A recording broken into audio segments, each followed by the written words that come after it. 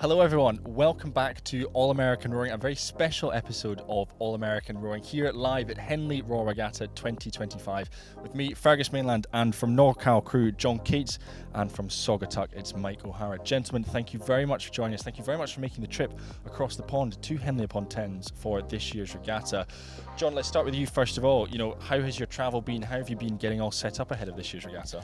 Well, I have to say I have an amazing group of parents that did most of that for me. They got the Airbnbs over in Henley. The flights, all that was taken care of by the parents. So I just told them when I wanted to be here and how long we're going to stay. Yeah, it's a wonderful group, the parents, aren't they? I got a great group. Yeah. I'm very lucky with that. And Mike, for you, it's a special place, Henley Royal Regatta. What's the motivation behind coming this year? Well, I think the great thing about Henley is, well, first of all, the English do it so well, but it is the pinnacle of our sport. I'm a big baseball, football guy from back home, and when you see the grounds and the grandstands at this rowing race, this is as close to the NFL as rowing's going to get, and the kids are just blown away by the experience. But I think as an oarsman or an oarswoman, if you have the opportunity to row at Henley, you should definitely take the chance. Yeah, definitely. I've got to ask you, which teams, which football teams, which baseball teams? Well, I'm from New York, so the diehard New York Yankee fan, big Giants fan, Rangers, Knicks, yeah. Giants or Jets? Well, the Giants. There's only one football team in New York. Fair enough. American football, sorry. I know where I am now. They're not football, you know what I mean, but... Not soccer. Not soccer, yeah. The other one. Yeah. So. John, talk me through the season that you've had so far, and what leads you and your program to deciding this is the year that we want to come and race at Henley Royal? Well, this is my first year for Norcal, and I had a really special group of guys when I came on, and we did pretty well at Heather Charles, and I decided that usually when a new coach comes in, they're trying to build a program, and I didn't want to sacrifice our seniors. And we talked about it, and I said, this is the pinnacle of rowing. If we can make it, if we can be fast enough, we need to go. Convinced the parents by December, they all agreed. Off we go. So that was the plan all along. So way back in the fall. Yeah, and when you're monitoring the season, not just in the US, are you keeping quite a close eye on the crews in the UK or perhaps some of the Australian crews who might be making a trip over? Or are you one of these coaches who's quite laid back and just let the racing talk in front of you? I'm not so laid back. It's our race. We can only make our boat go as fast as possible, but we do a lot of watching of video, who we're up against, so on and so forth. And we got some pretty fast teams around our area, like Marin and Regatta, so we have a good competition to practice against. And now Marin's coming here, so we knew what our speed needed to be close to. This is our first time, so we're not, at the pinnacle of the Princess Elizabeth Cup times, but I think we're pretty competitive. So it was well worth it to make the trip out. And Mike, sort of a similar question to you. You guys have had a phenomenal season, particularly as John mentioned, Head of the Charles. You guys were second and fourth at Head of the Charles. Yeah. Was it a similar kind of time of year that you made the decision to make the trip across? Well, I have a really, much like what Coach was saying, I have a really special group of girls that started when I made this switch from the novice coach to the head coach. I brought them up. They were my last novice team. So they've kind of grown up in the program over the last 4 years, and our goal was to be as fast as we could be by the time they were seniors and then make this trip. And when we did well at the Charles and then San Diego, it was kind of like, all right, all the pieces are moving, and much like Coach was saying, I have an amazing group of parents that are very supportive, and the kids really lean on each other. So this was a nice way to send them off. Yeah.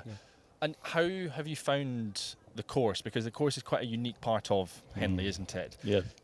Is there anything that you've got in the United States that is similar to Henley in terms of rivers and not even close? Yeah, I agree with that. And then nothing in the States compares to this. No. That's, I think we make such sacrifices coming all the way from California. It's much further flight than it is just coming from New York to London. So it's definitely worth the trip to come here. Yeah. I do have a little ace in the hole though. My assistant coach when I was at USC rode for Oxford Brooks, and he won here 3 times. Wow. So he told me all about the course, what to expect, where the currents are, et cetera, et cetera. So I do have a little bit of advantage there, but we've never been on them. This is our first trip out for Norcal in the existence of our program. So we need every little bit of support we can get, and that was going to help us. Well, it's wonderful to have you. Thank you very much for making the trip across. Absolutely. And we hope this is the first of many trips coming up down the line.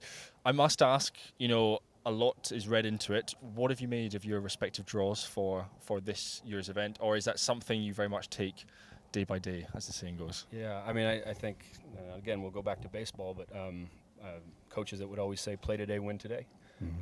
You could do the scouting on the English crews, and they're all very, very good. So I just said, there's nothing you can control except your own lane. Give them all you have, and hopefully, the best will happen.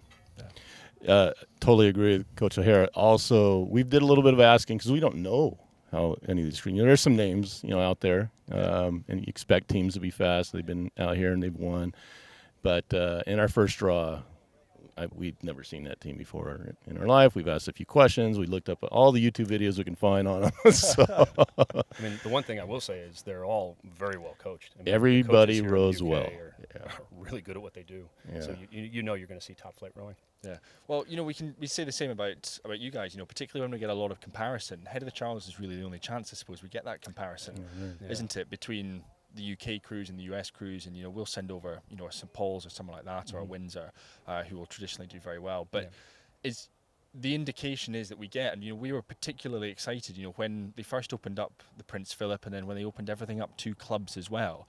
We thought, well, brilliant! This is fantastic. We're going to get the Saugatucks, the Norcals, everyone coming across, because the competition from you guys at the head of the Charles against our top British crews is fantastic. And I suppose that leads me on to sort of ask you, what do you put that down to in terms of building your successful programs? Because particularly the clubs and some of the other schools as well, the depth that you have and the strength of your athletes is so good. So what would you put that down to? Well, this is one way I'm trying to build the program. Yeah, is come here. Our program is relatively young, I would guess, compared to other programs. Started in 2005, but we've just kind of sat around average to. I don't know, if you look at it in terms of finals, we're always like in the bottom of the grand final or top of the petite final kind of thing. I don't want to grow the program. The only way to do that is to build depth and get interest to do that. And so bringing the crew out here helps create that the visual that, hey, this is what we're striving for now. And kids, especially in high school, are looking at that like, hey, I can compete on an international level as a high school student. Yeah, I think I'd rather go row than play football. That's what I'm trying to do. So. Yeah. And I mean, on the girls' side, I mean, the sport is just continuing to expand and grow and grow. And in our kind of corner of the Northeast, you have Row America Rye, you have Greenwich, you have CRI, you have so many, and so there's a premium on getting talent. So doing things like going to Henley or putting a duel together with Chicago Rowing Foundation and kind of expanding. Like Coach said, the kids start to see, oh, this is cool. I can travel around and kind of up my visibility to college coaches. So that's a big part of our selling. Yeah. And for a trip like Henley, there's so many logistics involved. There's so much, and we take it for granted that we can just drive down, load the boats in the trailer, and then there'll be a house will be sorted for you by someone. But I imagine coming across from the US, it's a massive undertaking, and so from your perspective, particularly an equipment point of view, to have someone like WinTech and King be able to step up and help, it must take a lot of pressure off you when it comes to those logistics. I mean, it's like having a NASCAR pit crew with you. I mean, I don't know if I'm speaking for you, Coach, but Brent, Dave, everybody at WinTech, Greg King, Harrison, all down the line. Whenever we go somewhere, they're within earshot or they're standing next to us. What do you need? It's a really great company, and those guys go out of their way for us all the time. I'll have to add to that. I have to say Brent's been extremely helpful. When I brought the idea up to him at San Diego, actually before San Diego, he said he would bring a king boat to me at San Diego so I can train in it all the rest of the season and be prepared to race here in his king boat. So the guys will be used to it and whatnot. All for free. Yeah. And he's been completely supportive, asked me what I need, how's the boat doing, sends me equipment when I need it.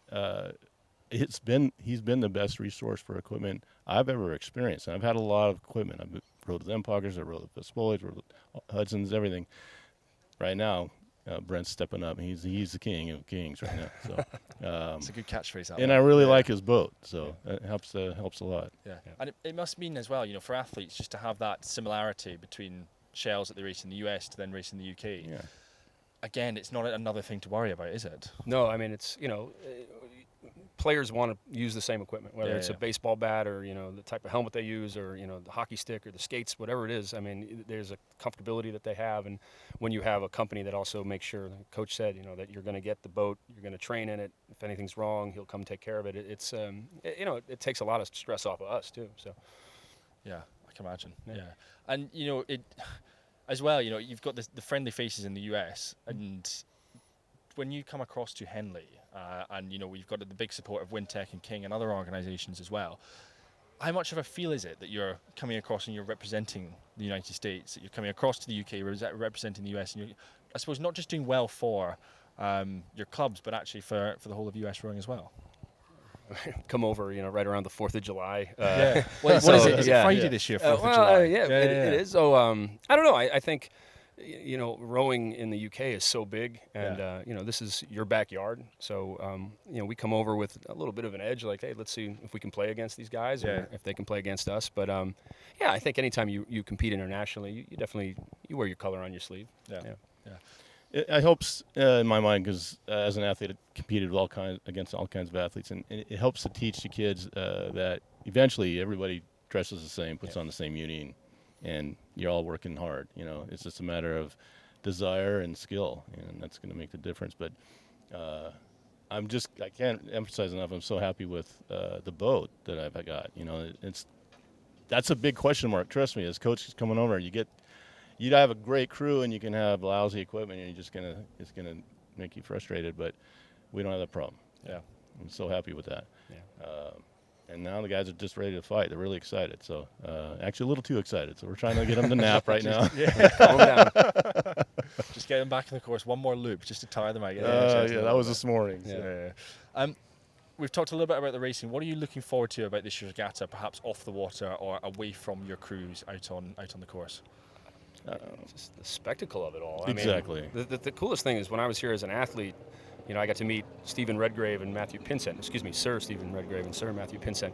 And just to see them walking around, I was trying to explain to my dad, who's from Brooklyn, about rowers. Are there famous rowers? I said, I was on the phone with him. I said, well, Sir Matthew Pinsent just walked by me with his dog. He goes, what's that like? I was like, Tom Brady just walked by. And he goes, really, that big? I was like, he's been knighted for what he did on the water. So that's kind of cool. I don't know. I get a kick out of that. That's it's something that in rowing in the United States is this kind of a mystery still. Out here, probably because we have Tom Brady and the New York Giants. Yeah. The San Francisco 49ers. Hey, Joe Montana's a hero. So. John Montana, so that was my hero. Anyway, those guys are, they're visual. They're in front of the TV. Everybody sees those, so they don't see the rowers all the time. Out here, it's a little different, and it's great for our athletes to see that, and that's why it's so important to be here, so they can see what the sport they love is so important, not just in their own mind, but actually other parts of the world also see it as a pinnacle sport. Yeah. Great stuff. Well, gentlemen, thank you very much for your time today. We're wishing you and your crews all the very best of luck in the Prince Philip and in the Princess Elizabeth Challenge Cups, and we're very excited to see how they get on throughout this regatta. But that is all from today's episode of All American Rowing. A huge thanks, as always, to WinTech and King Racing for sponsoring today's episode and sponsoring our series through 2025 as well. And we'll see you next time for the next installment of All American Rowing.